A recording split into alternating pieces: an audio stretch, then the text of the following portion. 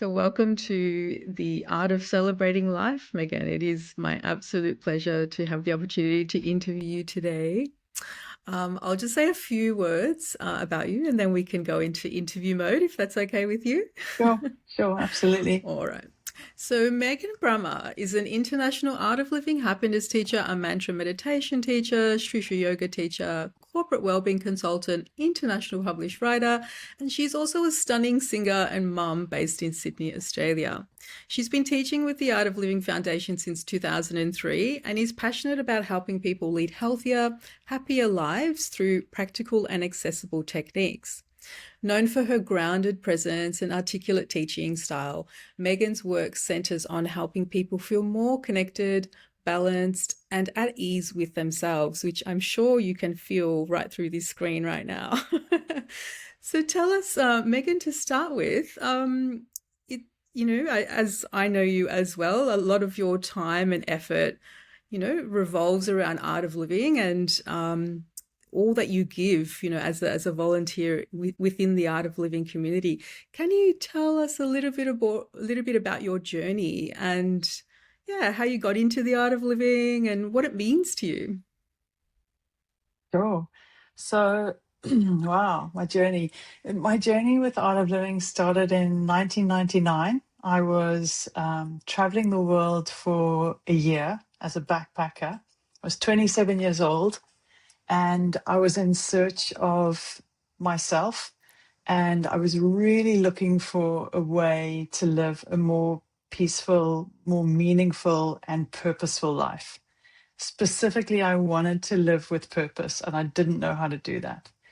And I'd been living in London for a couple of years, on the daily grind of waking up in the morning, getting dressed in a black suit, getting on the underground, going to work, making money, thinking that money would bring me happiness if I had a lot of it. So I was really focused on making money, going back home at the end of the day, exhausted and falling into bed. And after almost 2 years of doing that, I got a phone call from my first best friend from when I was 6 years old at boarding school in Africa.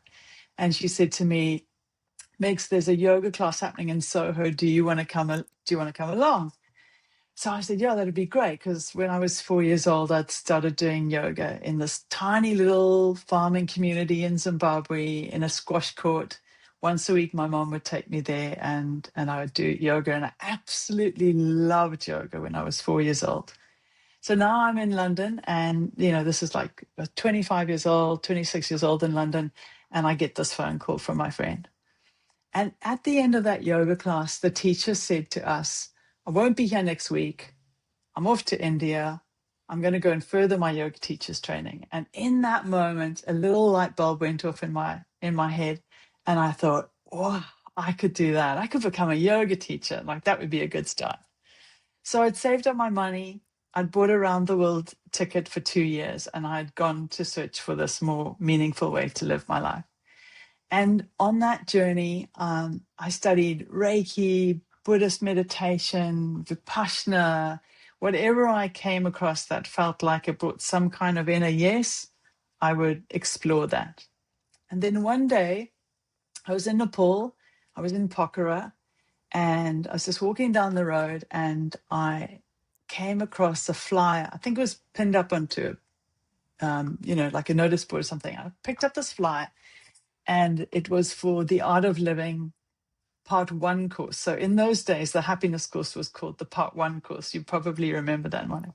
Absolutely. And I picked up this flyer and I just immediately had that inner yes. I was like, I have to do this course. So I read the address and I went to the building where it said the courses were happening, and it said it's closed for the millennium because it was almost, big 2000 celebrate, closed for the Wow. millennium. And so I kind of, put it in my back pocket and went on with my travels, thought nothing more of it. But when I got back to Zimbabwe, a couple of years later, I had, to cut a long story short, I had gone to a paper factory because I was looking for some cardboard with which to make these little handmade cards that I used to make. And I'm standing in a paper factory waiting for somebody to help me. And I'd just been kind of almost miraculously had been given this job working as a journalist, working as a writer for the local newspaper in Zimbabwe. And they had said to me, it was just a dream job. They said, you can write whatever you want. You have your own column. You can write Wow. whatever you want to write about, right? Wow. And I thought, great, I'm just going to write about anything positive, anything uplifting, because there's so much negative news in the newspapers. Let's do some damage to that by writing something positive, right? So I had, my mind was in that mode of what can I write about, always looking for new things to write about. And then here I am standing in the paper factory, and on the wall, somebody has printed out something on an A4 piece of paper, and with some blue tack, they've stuck it to the door. And I'm reading this. As I'm reading this, I'm like, wow, this is so beautiful. And it turns out that it's an excerpt from Sri Ravi Shankar's, one of his knowledge books. So he's got these knowledge books like Notes to a Sincere Seeker, or Celebrating Love. Those sorts of books are books which you can just open the book to any random page, and there's a knowledge sheet on each page, and it could be on any topic at all. And they're such beautiful books. You open them, and often it just speaks to you wherever you are in your life in that moment. I'm sure you've had this experience. You open it up and you're like, wow, I Absolutely. just really needed to hear that today. And so in this paper factory, I'm reading this thing that's been printed out, and it's by Sri Ravi Shankar, and it's all about love. Wow. And I was just so moved by it, because so often you read stuff on love and it just kind of sounds like doesn't quite hit the mark, or it's a little bit superficial, or it's like if you Like talk a too much Hallmark about card or something. love. Yeah, exactly. And if you talk about too much about love, it can lose its substance. But here I was reading this just going, wow. So I said to the woman, can I ask who stuck this on the wall? And she said, yeah, I can take you to meet him. His name is Pradeep Bayer. And so she takes me down the corridor and into the office where this man is sitting behind his desk. His name is Pradeep, and he says he's the head of the trustee for the Art of Living organization for Zimbabwe. So he's like Wow. top of the board, straight in there. Wow. So I said to him, hi, I'm Meggan, and I just read this amazing thing about love. Who is this Sri Ravi Shankar person? I'd like to, maybe write an article on him. And so he says to me, we've got a teacher coming from South Africa on Monday, and her name is Lekkaben, and she's going to be running the children's course, which is called the Art Excel course for children, which stands for All Around Training in Excellence. So it's a course that children can do who are between the age of 8 and 12 years of age. And he said, she will be here in Zimbabwe to run that course. And why don't you come into the office on Monday and interview her? And I went, great, let's do that. Awesome. So Monday morning, I go back to the office, to the paper factory, and I meet the lovely Lekkaben from Durban in South Africa. And she's this short, bubbly, colorful, bigger than life, beautiful, beautiful woman. And as she's talking to me about sky breathing and Sri Ravi Shankar and all these different things in the kids program, I'm just kind of looking at her and I'm thinking, she's got something that I want. And it's like this inner feeling of like, she's found something special that I haven't found yet. Like, even though I was a yoga teacher by that stage in my life, and I would like it. And so Beautiful. anyway, I write this big article, and got given this book by one of the other volunteers, all about sky breathing, the benefits, the research that had been done, how it had helped people who had HIV, and so many different testimonials were in this handout that she gave me. And so I went away and I wrote this article. Then weeks later, Monica, I get this phone call from one of the volunteers who was there in the meeting. Her name is Versha. She also works in Africa. And she's an Art of Living teacher. And she was volunteering at the time. And she kept calling me after that meeting, and she would call me and she'd say, Meggan, why did you come and do the course, the breathing course, the happiness, the part 1 Art of Living course, which is now the happiness course? And every time she called me, I would have some excuse like, I'm too busy, I don't have enough time, blah, blah, blah. Always the excuses are coming. I felt like I should do it, but for some reason I was postponing it. And, she kept calling me. Anyway, then one day she calls me up and she says, come on, Meggan, why don't you come and do the course? And I said, Versha, I don't have any petrol. This was like my ultimate excuse, but it was actually a fairly valid reason, because at the time in Zimbabwe, there was a huge shortage of petrol. We would drive to the petrol stations and park our car in these long queues. We would spend hours in the queue waiting for the petrol to maybe arrive. We didn't even know if the petrol was going to come Oh, that day. sounds Sometimes we'd like leave our car there. today's day. Yeah, Today's right. day and age, right? Oh my God. Wow. Sometimes we'd actually leave our car there and then drive home, catch a taxi home, and then catch a taxi back to our car in the petrol queue the next day. That's what it was like. So when Wow. Versha calls me and says, come to the course, and I say I don't have enough petrol, I'm thinking that is the ultimate excuse. How am I going to get there? Right? There's no way where's she going to go from there? So you So then, wanted not to do it. You were trying to get out of it, is what you were saying, yeah, right? I'm trying to get out of Yeah. it. And I have a valid reason, right? So you know what she says to me? You know what she says to me? I'll pick you up. She says to me, where do you live? Right, right. Right? And I say to her, I live on the corner of Baines and Missouri Avenue. Right? So I Okay, live in this yeah. block of flats on the corner of Baines and Missouri Avenue. And she says to me too. She says, Oh, me too. She says, I also live on the corner of Baines and Missouri Avenue. wow. So I'm here. So there's a block of flats here on this corner. Mm, And then mm. on this block of flats here, that's where she lives. And then she says to me, and every day I'm anyway driving the teacher who's coming from Joburg. Her name is Vani. I'm anyway going to be driving her to the course every day. You can just come with us. And I just Wow. go, oh my God, I surrender. Like, if there Yeah. isn't a more clear message from the universe, Right. No seriously, right? choice whatsoever. Right, right, right. That's how I came across the art of living.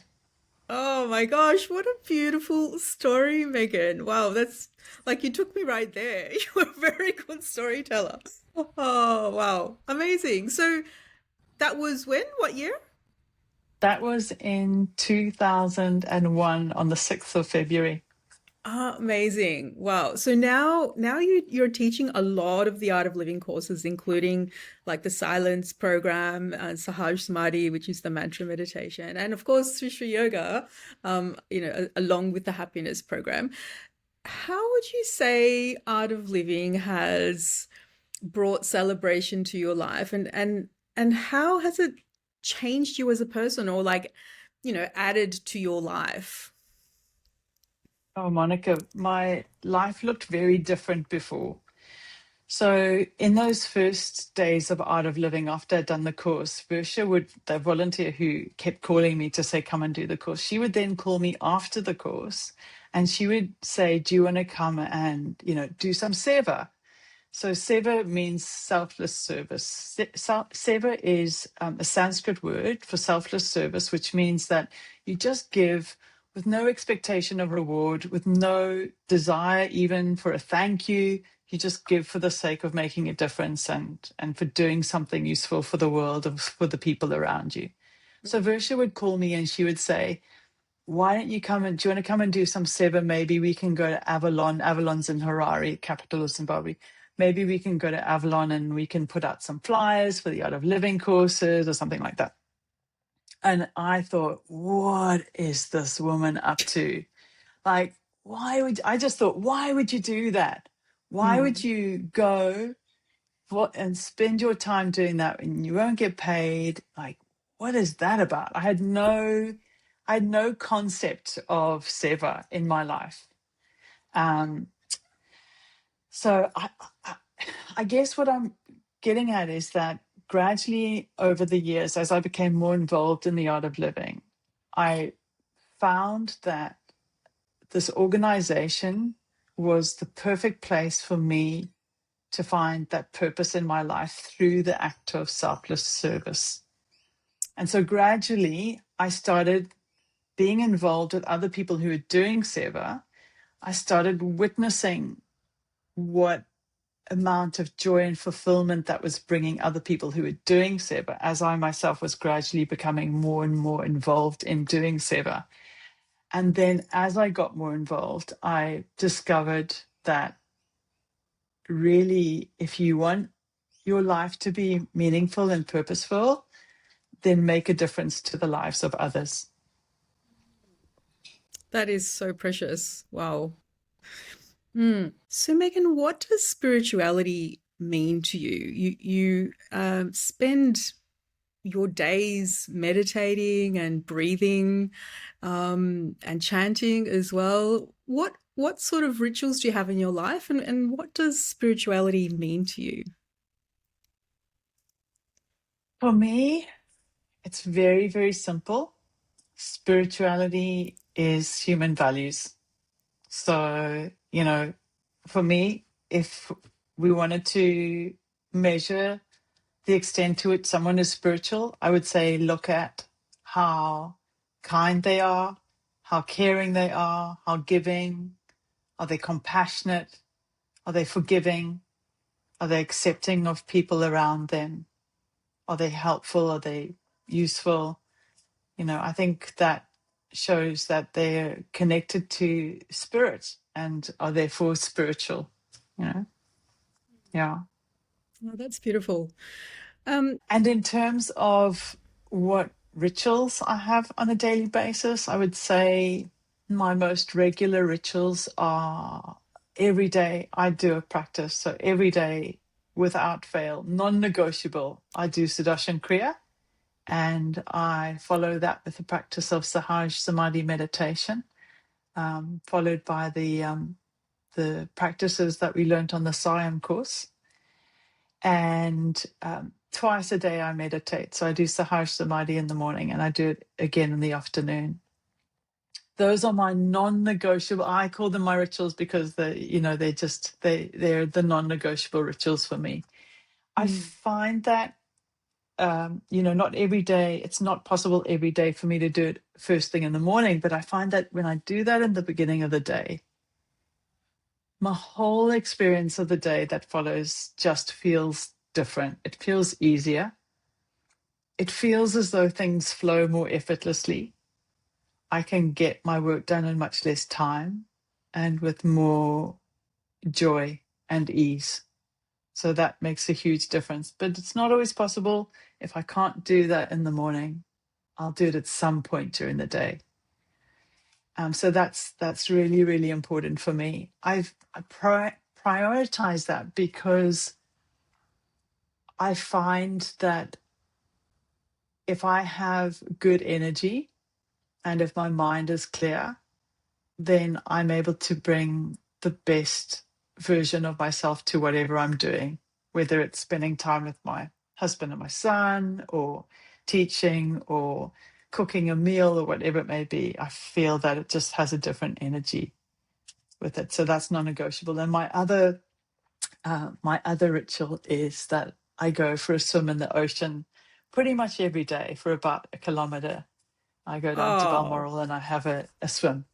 And that wow. is important to me as well because I feel that time in nature, prioritizing time in nature and time to really be with us, the amazing gifts that are part of this world, is important for me and connects me back to myself as well. Yeah. Would you say that that is how you also celebrate your life and make use of your time on this planet by prioritizing those things? Yeah, sure. Definitely part of it. But I would say there's a lovely saying. I see if I can put my hands on it. A beautiful saying about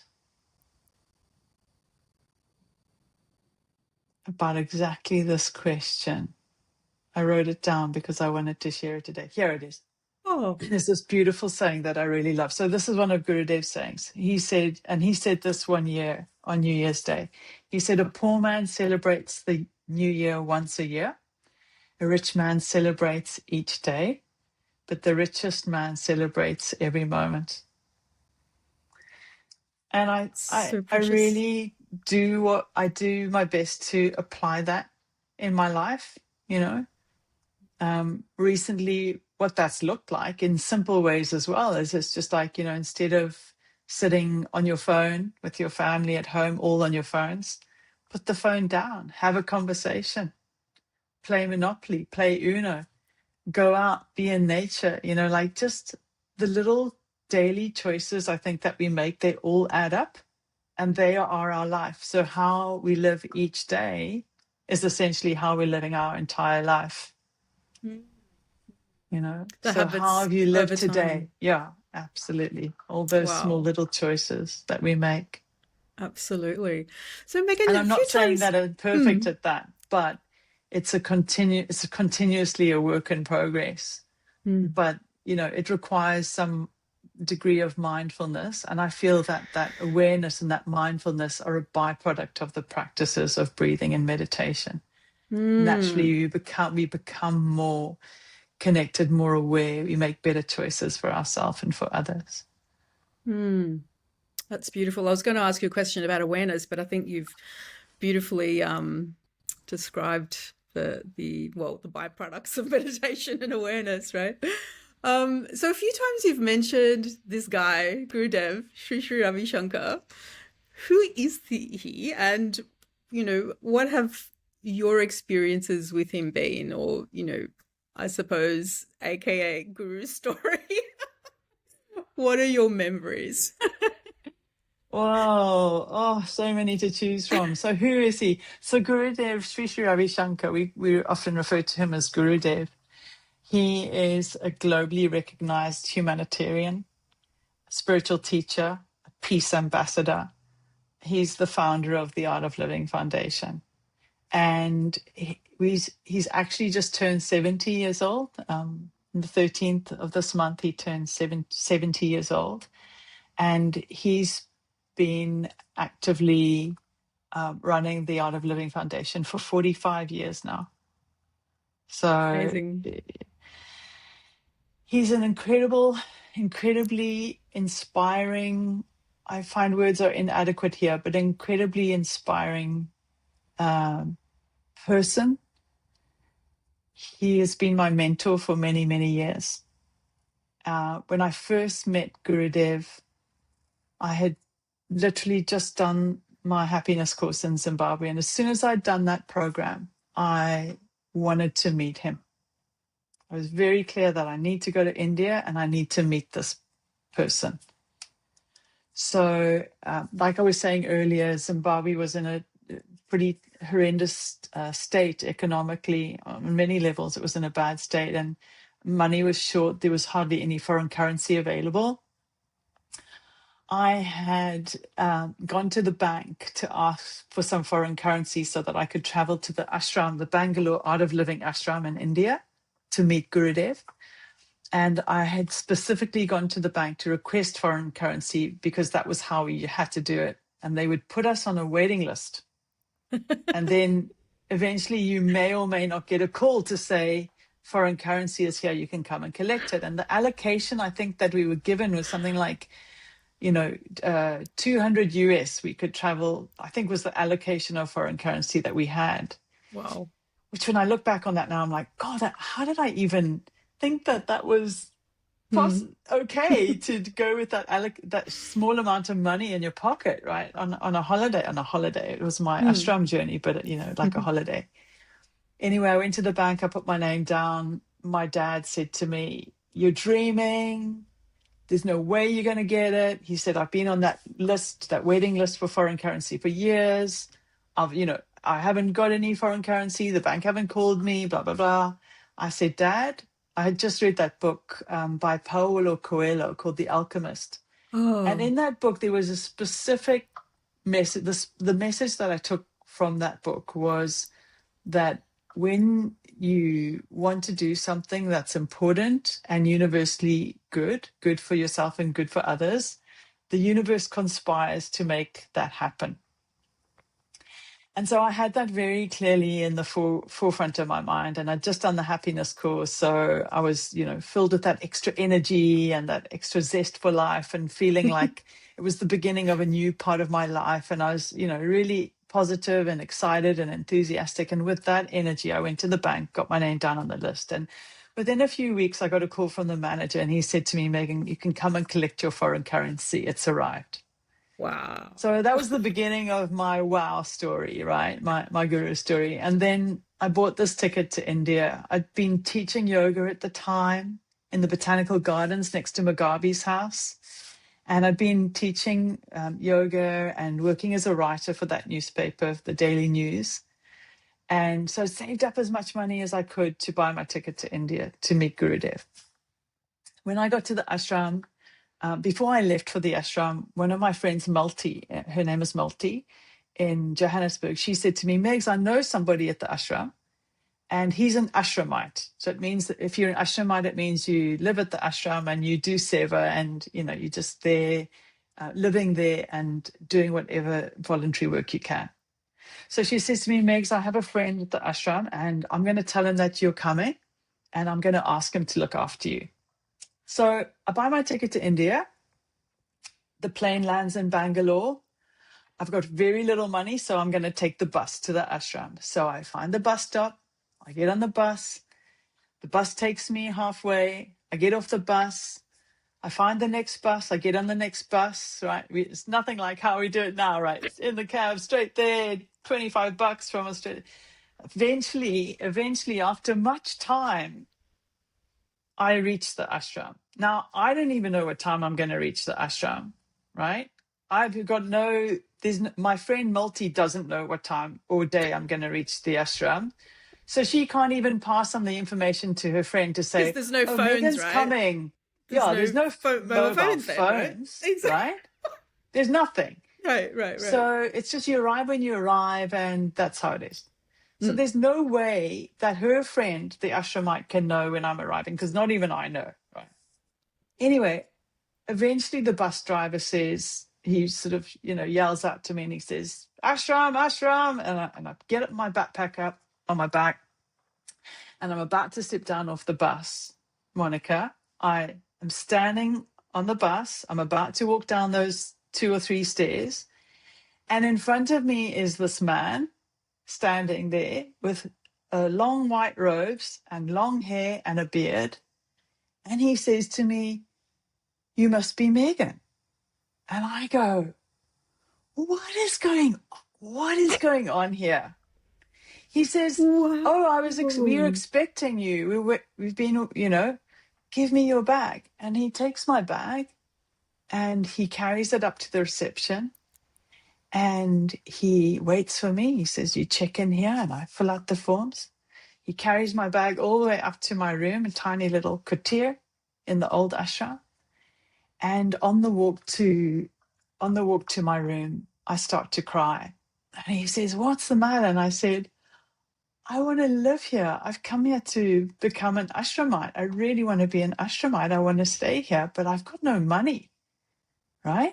I don't have any. I've got 200 US in my pocket, but I want to stay not for 200 US a few days. I want to stay for months, right? I want to live here. I want to meet Gurudev and I want to learn and I want to grow.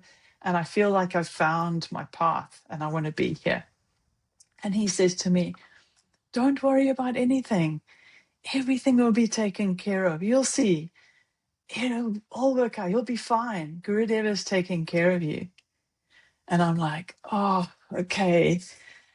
I go into my room, I drop off my bag, and it's so beautiful in those days. When we got to ashram, there would be a little picture of Gurudev on our pillow and some hand creams. And so it was very sweet. And the room was very simple and beautiful, and put my bag down. And I went to meet Gurudev. And a few weeks later, after Navratri, like when my money was literally running out now, and when I should have actually been thinking, I actually really need to be quickly made an ashramite so that I can stay here free of charge and just do seva, or I should be going home because now I don't have any money. But at the time, my friends from South Africa had just spoken with Gurudev, and they had been invited to go with him to travel to Rishikesh.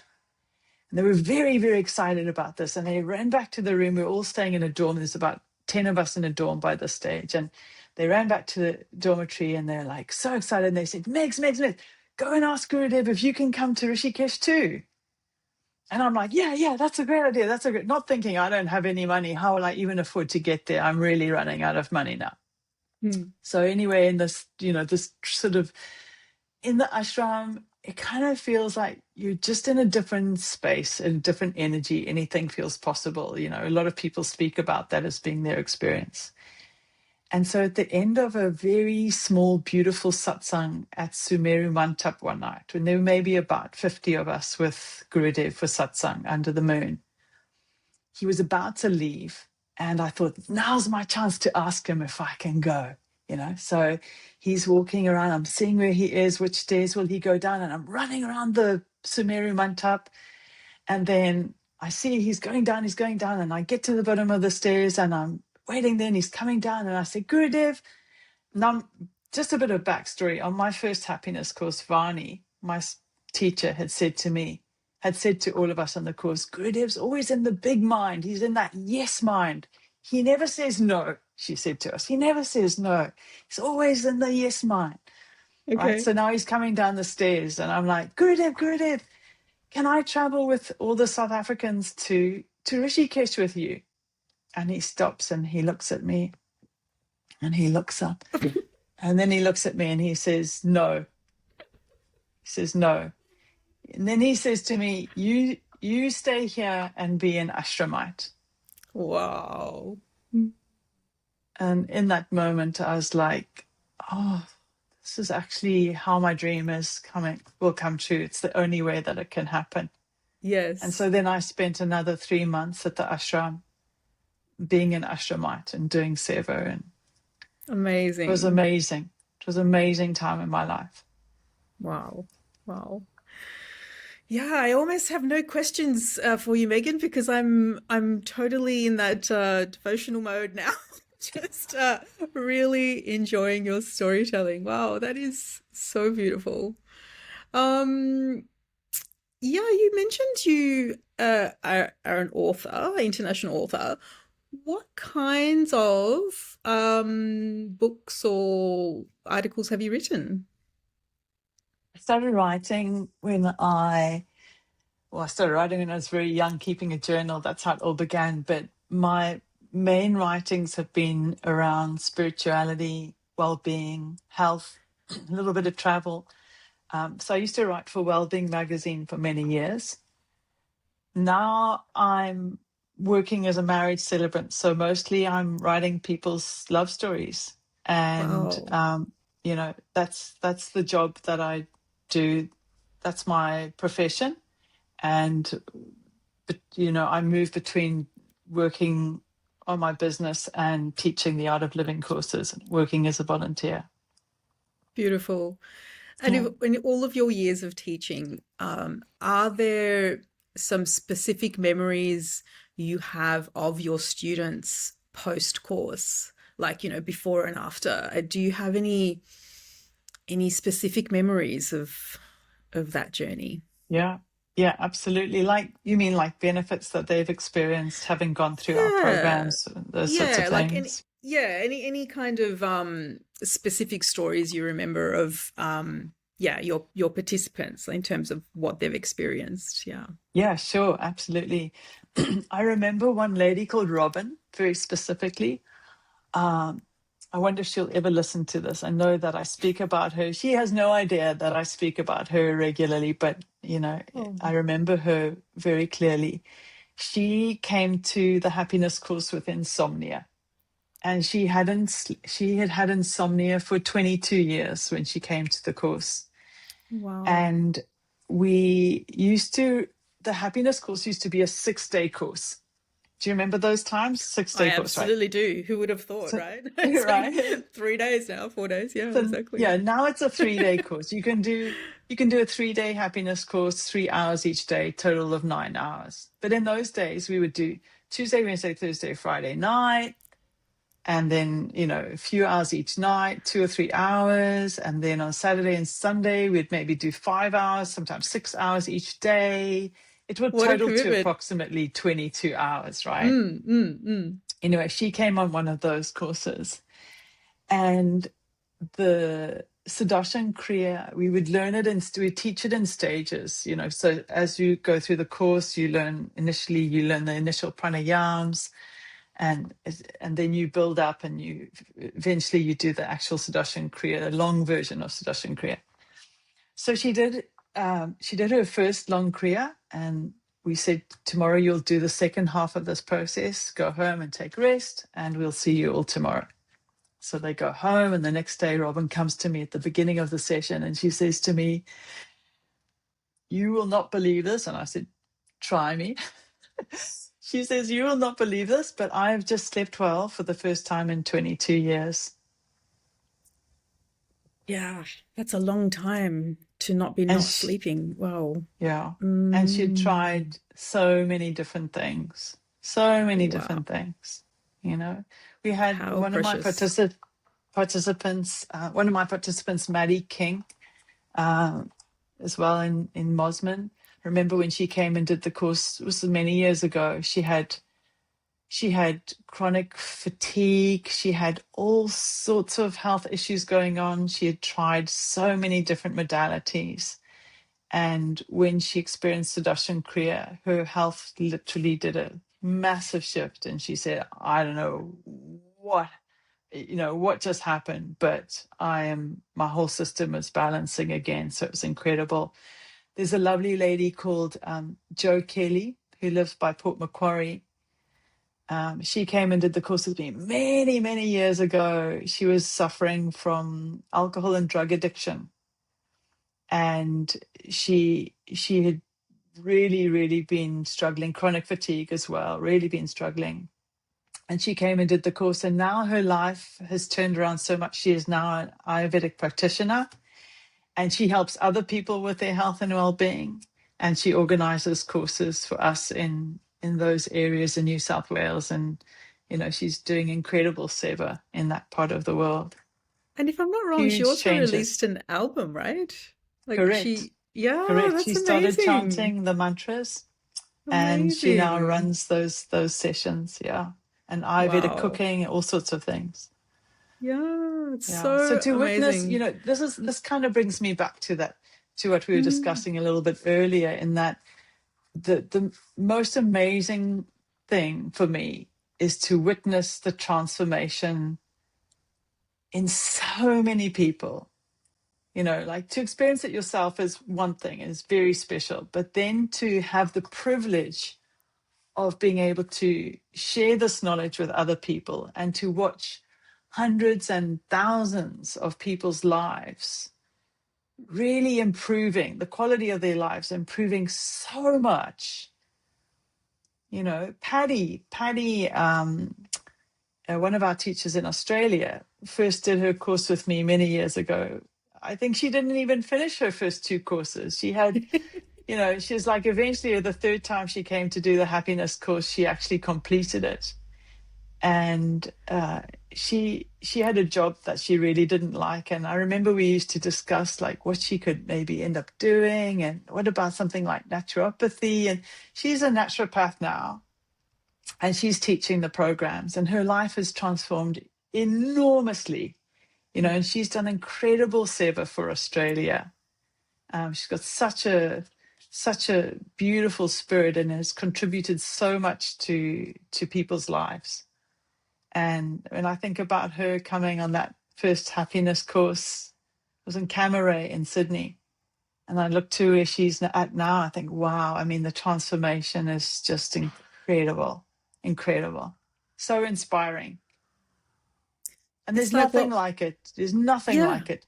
You yeah. can earn as much money as you like in the world, and you may still not have that joy, happiness, fulfillment. You look at really wealthy people, really famous people, is that very seldom do you see that shine, that joy coming from them, you know. But when you have the opportunity to really make a difference to someone's life, there's nothing as fulfilling as that.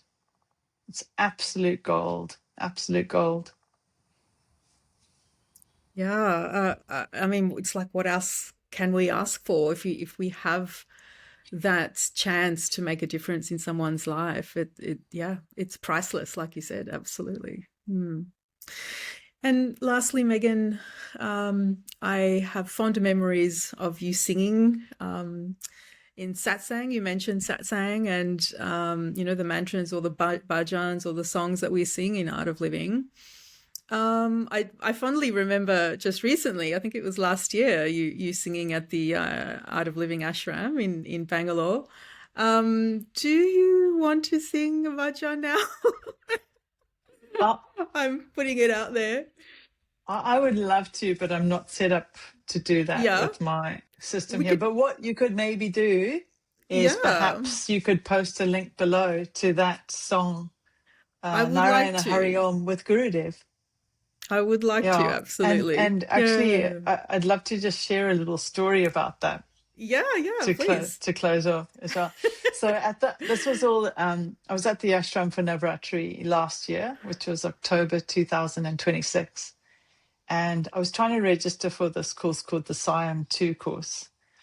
And for whatever reason, it was very difficult to register. I couldn't get money from the ATMs, ATM. and Yeah. I had to borrow money from this person and that person and eventually get enough money. And by the time I got to register, they were giving me a different price. And I know there was a lot of just chaos around I the whole recall actually. process, right? Yeah, You know, yeah. and I wasn't the only one going through the chaos. And sometimes that's part of your experience at ashram. It's kind of like the tapas that Absolutely. you enjoy, and you come out lighter and, you know, hopefully more expanded and more aware at the end of it, and let go Mm. of some of, you know, stuff that's weighing you down. Anyway, I'd been really struggling that day to register, and I was just thinking, well, what is going on? And I'd actually the day before got spoken to somebody who coordinates the satsangs at the ashram. And I said, could I sing a song? And she was like, well, you know, can you sing, like, firstly, and can you send us an example of you singing? They can't just say yes to anybody leading a satsang, because there's hundreds of thousands of people. So the satsangs are enormous. So you kind of got to be Yeah. able to sing a little bit, right? Yeah, a little bit. Yeah. Got to have some kind of capacity to hold a Rhythm. tune. Yeah. Hmm. Anyway, so I'd gone through that process of getting permission, and she'd said, come tomorrow night for the sound check. Of course, I'm at the admin. I'm trying to register for this course. It's not going through. I'm trying to get more money, blah, blah, blah.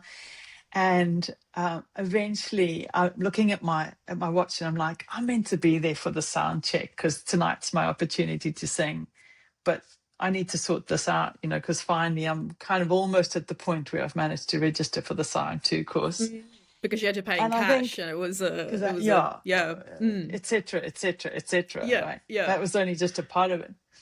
And I'm thinking maybe I just don't even go and sing tonight, because it's just been so much tapas, like such an endurance. Like, Mm. I'm absolutely shattered, and I've had my max with like going through this process. I probably just need to go and lie down and just do nothing for like the next Right. 24 hours to recover from this. Right, But right. and I've missed the sound. By now I've missed the sound check. So, right. Mm. Anyway, I decide, okay, just go along. So I go along to the satsang, and there's a space for me, and I sit down, and then after some time, you know, a lot of other people have sung, and after some time they gestured to me, you can sing a song now. So I start singing this song. And you'll see from the clip below, as I start singing, pretty much almost immediately as I start singing, Gurudev starts singing as well. Now, when he starts singing, it's common practice to stop singing, because people want to hear him, and when he speaks or when he talks or just by being there, like there's so much love, so much grace. You know, it's just incredible. So anyway, he starts to sing, and I stop singing, and then something happens. I don't know, just it was the most beautiful experience ever. It was one of those experiences in my life where I look back. There was a few of them, and this is one of them. And I look back and I just go, I could have died in that moment, and I could have just left this body just absolutely one with all, and so much love, and just the perfection of this expanded conscious. I don't even know how to describe it. Just this beautiful, expanded, so much love, so much peace. So when he started singing, when he basically took over, and then I came in and we were kind of both singing together, something magical happened. And everybody, you know how they do it at a concert these days, they take their phone and they put the little torch on, and they're Yeah, yeah. like this, like Oh, singing. And I just looked out across this crowd, and I just really felt like, looking back on it, it felt like it wasn't me singing. It was an experience that I was being taken through by him, by the wow. divine. And I just had this feeling of, it was just the pure grace and privilege, like a real gift from him, to go through that experience and to just witness. I felt like I was just witnessing this incredible magic.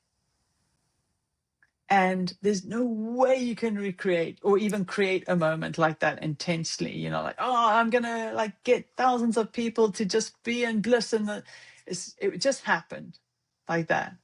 And so, yeah, please share the link below, because it's one of the most beautiful. I myself, at the end of that, I went back to my room, and it had been recorded, and I watched the recording back. And as I listened back to it, I just had tears just felt very healing and very deep. I just had tears of love, of devotion. And I got so many messages from people just saying, over the months, just saying, I listen to it regularly, I watch it regularly. It was so deeply moving. And it was a gift from Gurudev for all of us. And I Oh, just feel really lucky to have, and blessed to have been part of that experience. yeah. I witnessed it and I feel the same.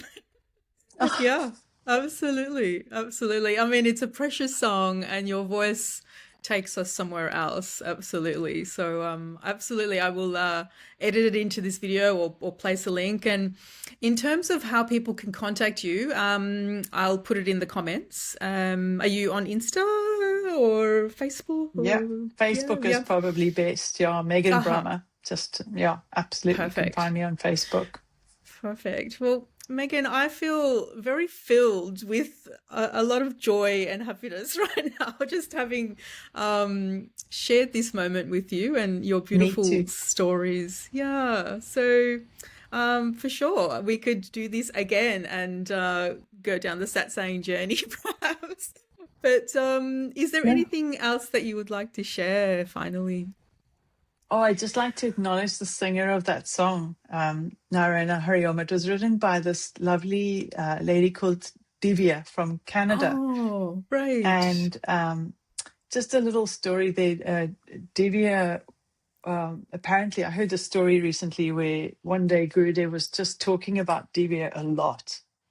And the people with him were like, why is he talking about Divya so much? Like, what's going on?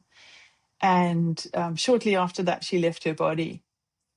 And there's a story as well of somebody who said to Gurudev, you've got so many people all over the world who are constantly wanting to speak to you, see you, talk to you, discuss something with you, get a blessing from you, etc., etc. Like, do you hear each of them? You know, like so many people calling out from their hearts or there with you in person for your help. Do you hear them? And he said, take one strand of your hair and just pull it. Do it now, he says. Right, just do it now. And you just pull your hair. And he said, you've got so many hairs on your head, but can you feel it? Can you feel it when Yeah, you pull that hair? He said, this is absolutely. what it's like for me. If you, one devotee calls, I can hear them. And so Isn't it's that? actually the story that John Osborne was talking about recently. He was saying one night, he was asking Gurudev what he was doing, and Gurudev was just sitting there quietly. And he said, I'm just sending a blessing today to everybody who's asked for a blessing today. And him just going around the world, you know, in his mind to just answer everybody's request for a blessing. It's So always know that absolutely, he's there for you. yeah. He hears you. And, you know, he's really so tuned in, so tuned in. It's unfathomable, isn't it, really, to think Unfathomable. what's possible in his Mm, realm or our realm, whatever, all the realms. I don't know, we could go quantum yeah, physics, but that's such a beautiful way to yeah. close today's interview. And I'm eternally grateful, Meggan. I hope that people can, like I have, really receive a lot from this recording today. Me So too. thank you so much, You're and so welcome. see you next Mm. time. Lots of love, Monica. Lots of Jai love. Gurudev. Jai Gurudev.